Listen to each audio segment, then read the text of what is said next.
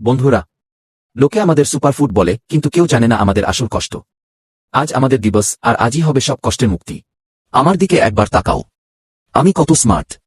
আমার মতো fat and flat আর কেউ হতে পারে।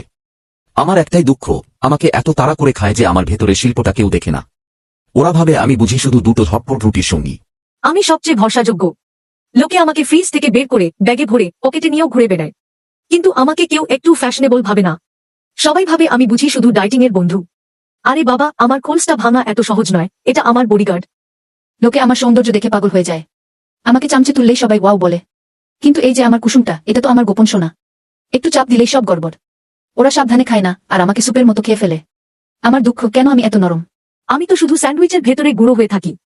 আমার একটা আলাদা নামও নেই। আর সবাই আমাকে দেখে শুধু কোলে বলে কি যেন একটা খারাপ কথা বলে, অথচ আমি তো ব্রেনের ফুয়েল।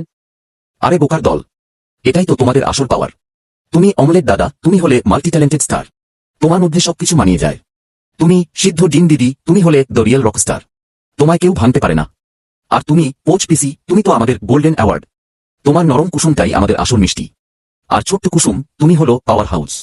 তোমার জন্যই তো আমরা সবাই বুদ্ধি পাই। আমরা ডিম, আমাদের পুষ্টি সবার সেরা টিম। সবাই মিলে ডিম খাও, সুস্থ সবল জীবন পাও।